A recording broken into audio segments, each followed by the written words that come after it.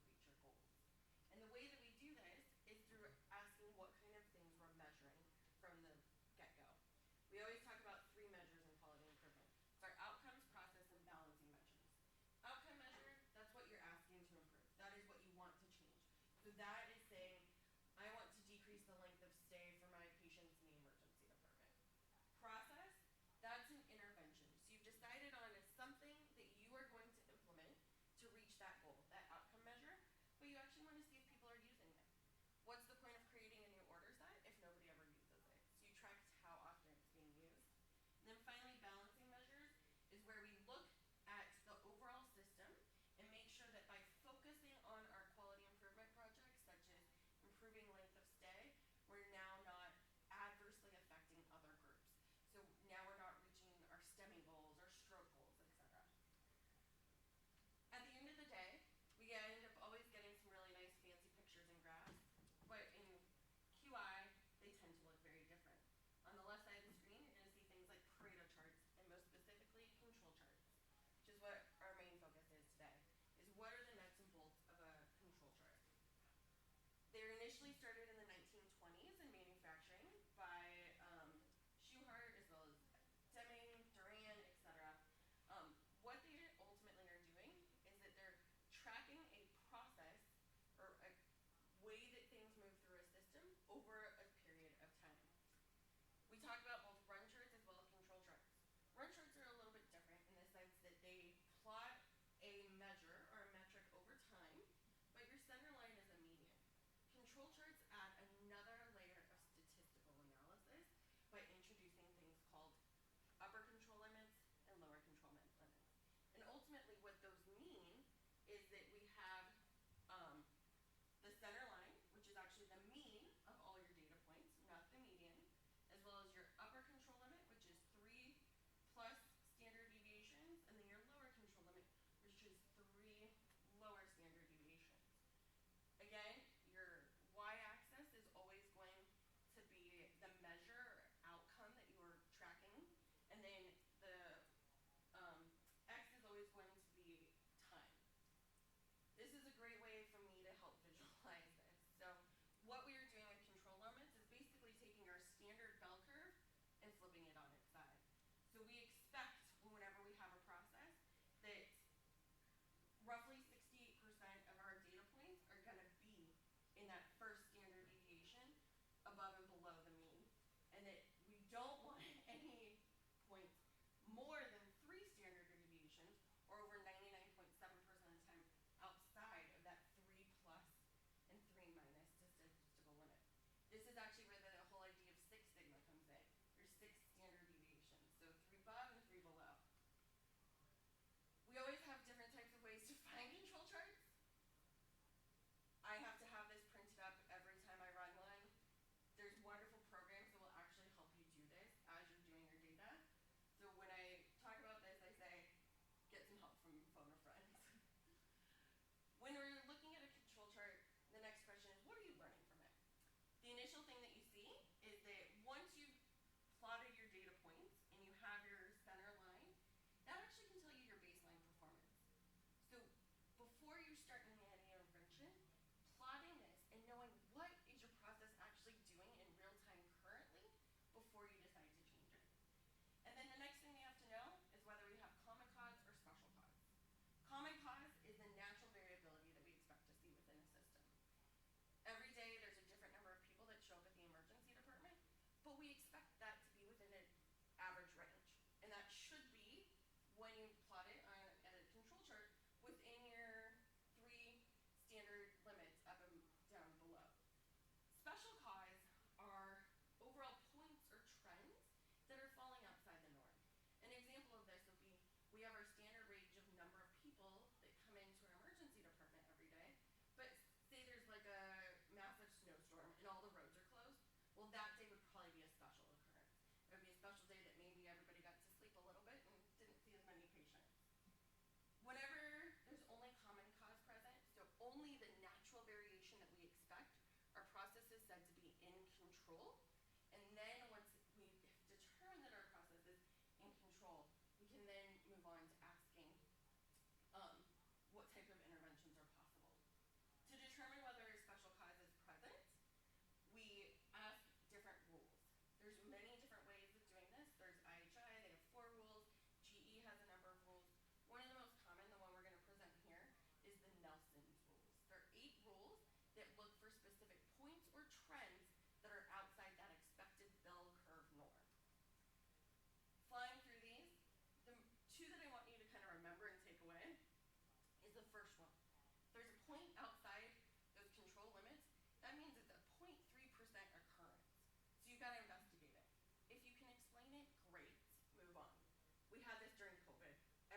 changed, but we can explain it and move on. And then the second rule that's really important to remember is anytime you have 8 to 9 points above your center line, it's indicating a shift. A lot of times this is the indication that your improvement worked and you're heading towards your goal. Other ones look at things like whether there's trends, whether you're having way too much variation. Points are all over the place. It's not consistent from day to day. Or if you're having way too much in the outlying areas, or again, too much variation on a day-to-day basis. Wonderful programs like Minitab or QI macros for Excel, they actually highlight this for you, so you don't have to sit there and try and figure this out on a day-to-day basis. Ultimately, once you have the 8 Nelson's rules, you've plugged in your control chart, you say, great, my process is in control, there's no special cause, there's no specific trends that I need to further explain, like why is it that everything is always different on Saturday and Sunday versus Monday through Friday? Well, maybe it's just that your process is totally different for how a STEMI gets alerted on the weekends.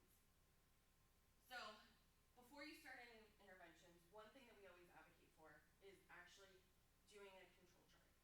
Figuring out your baseline, figuring out if your process is too variable or if it's in control. And using that center line as what your baseline statement is, and tell people this is where we're currently performing, but then this is here our goal.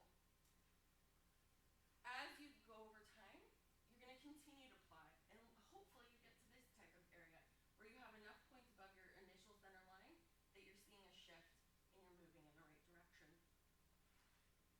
When we talk about whether interventions have actually worked, another thing we have to ask is, what is the correlation between an intervention and when that center line shift? A lot of times people will kind of falsely insert before clump of data and after clump of data. Doing that without actually charting it over time can attribute causality to an intervention that may not actually be there. So for example, in the upper left, you have an intervention that occurs at week 10. And after that, you see that there's an immediate shift, and we have multiple points below the line. We're heading in the right direction. Oh. And then on the other side, you see that if change is starting to happen before an intervention occurs, you also have to ask, is it actually the intervention that led to your change, or was there something else that was already starting? This could be from something like the Hawthorne effect, where everybody knows that JCO's coming, so they start washing their hands more, but you have to be able to explain.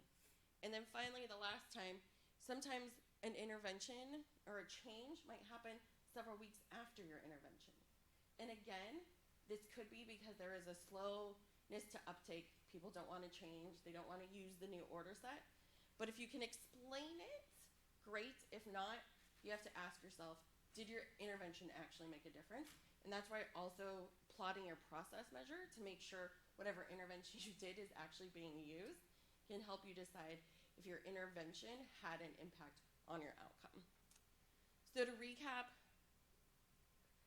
having SPC charts elevates your quality improvement projects to a new level of understanding, and also is a great way to show residents, faculty, senior administrators how you're making changes that can be really easily visualized. So I'm going to hand it back over to Amber to talk about some ways to really integrate residents into this. And the great part about this is many of the control charts that you saw are projects that I work on with our trainees at OSU. This in particular highlights an initiative that we've had with house staff to increase their engagement in patient safety reporting. And it kind of leads me nicely into the kind of quality improvement in patient safety sessions, as well as some of the leadership opportunities we provide for our trainees to further engage them in the system. So what do we do at OSU? We try our best to really have set curriculum that's fairly consistent across our programs with protected time. Our emergency medicine department is amazing. They do set aside didactic time for QI sessions. I think that's essential if you need your trainees to learn that foundational knowledge. As we know, different medical schools are teaching different levels of QI during that period of time. So some of your trainees may come in with very little experience in this area. We also have QI coaching, so individuals such as myself or Dr. Reynolds that can work with teams as they're working through projects. We also have faculty QI leaders. So those are individuals I have embedded in different programs who have the same shared passion for QIPS that I do, who have the same familiarity with the statistical analysis, so they can drive those initiatives at their programs. Because when you have 867 residents and fellows, it helps to have friends who can help you with this effort. I could definitely say that. So leadership opportunities, that house staff quality forum, that's where that PSRS chart that you just saw where we had the 2 shifts and change, it's an ongoing initiative. Culture change takes time, but it's really great for me to show that particular group of residents that they are making a difference, that they've had 2 process changes since we initiated this project in 2018, and they're heading in the right direction. So at House Staff Quality Forum, every month, we have QI-focused residents and fellows who review patient safety reporting events. We look to see are there opportunities for improvement where they can engage at a local level within their program, or interdisciplinary opportunities as well across programs. So it's a great way for them to get involved.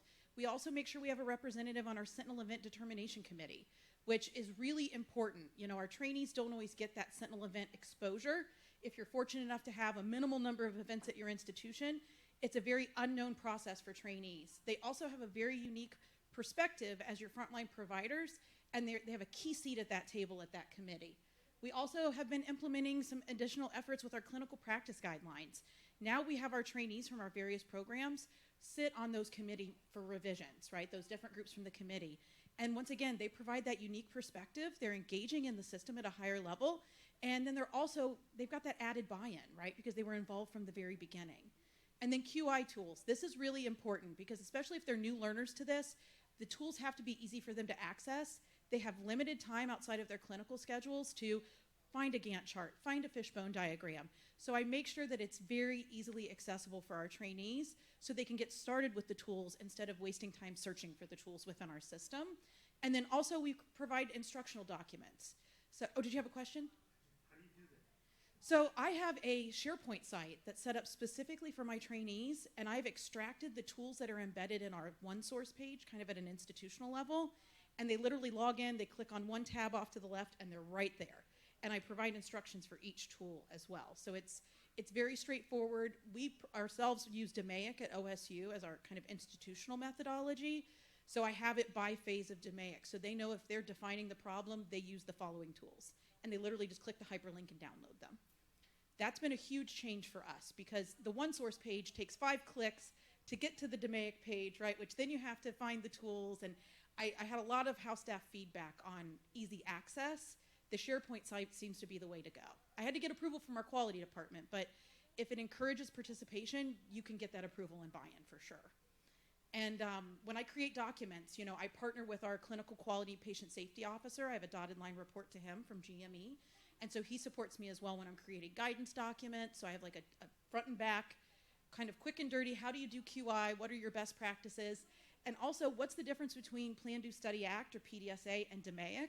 Because a lot of our trainees maybe learned the IHI Open School PDSA, and they're like, well, what's DMAIC? That's just another acronym I have to learn. So I give them a side-by-side comparison so they can kind of make those connections and crosswalk the process. That helps a lot too. And then having somebody who can help keep them accountable. So tools like project charters and Gantt charts, because they can easily get off track. They have a lot of competing priorities. So if we can keep our efforts time-bound and action-oriented with those process measures, outcome measures, balancing measures, it makes it a lot easier for the trainees, and they're very receptive. So these are some online resources we've provided you. I won't go through every single one, but 2 that I would like to highlight are the IHI Open School, which is commonly known amongst us for having, you know, multiple, I think it's 13 modules for basic patient safety and quality. But then we also have Safety Quest referenced in one of the literature reviews that I completed, and that's through Stanford. So if you're still kind of building the structure of your QI curriculum, maybe you have something but you want to expand upon it and enhance it, both of those websites have great frameworks for you to leverage. You don't have to use everything, but they may provide you a really great starting point. And then if you're just looking for those tools that I've talked about, Go Lean Six Sigma and the American Society for Quality both have tons of great templates. So you can literally download a fishbone diagram template if you've not used one before and play around with it and learn how to use it with your trainees. And there's our contact information. I'll pass it over to Dr. Reynolds. So if you have any questions, and also we have a handout that has a bunch of those resources.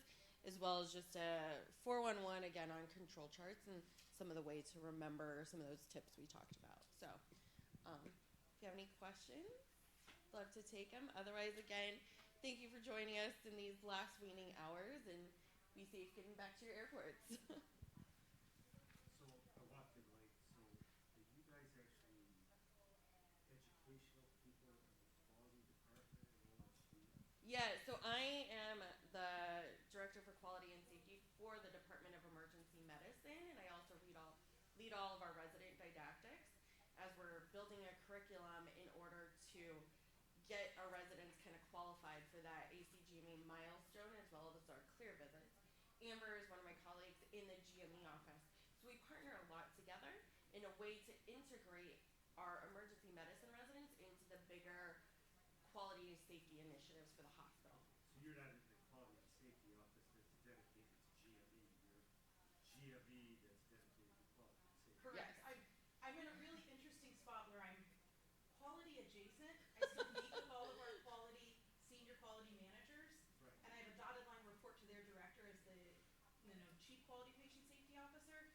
But my mission is really focused on GME and alignment of GME initiatives with the institutional initiatives and strategic priorities, but recognizing that not all of them will align perfectly, but we need that meaningful involvement for trainees, so it's kind of striking that balance. Yeah. And I come from more of that education background with quality. Yeah. So I'm in a weird little spot, but I think it gives me a little more latitude, honestly. I appreciate that. Understanding where the learners are. And I would say that having somebody with that role within our GME infrastructure has been a great way to engage our residents in hospital-wide initiatives. The emergency department often gets asked to do a lot of projects, but this is actually putting our residents as well as our faculty in the front line of making those decisions and partnering. And actually, our QI faculty subcommittee has been crucial because Yep. Maegan finds out QI activities might be happening in the ED, right? Everything starts where you are, but they don't always tell you that they're starting a project. So now by bringing together those other quality leads from our major programs, once a month we talk about what are your current projects, what have you heard's going on, so that way we can make sure there's true cross-program collaboration instead of surgery, ortho is working on joints aspiration in the ED, but they didn't tell anybody in the ED, right? Like we're trying to avoid that as much as possible too. So we have a faculty committee and then a house staff committee of QI-minded people that talk about Yeah. It's almost areas. like you're. Huh? It's almost like you're trying to improve clinical care and education both. Like you have that as part Yeah. of your mission. Yes, exactly. What And concept? only through educating people can you do it.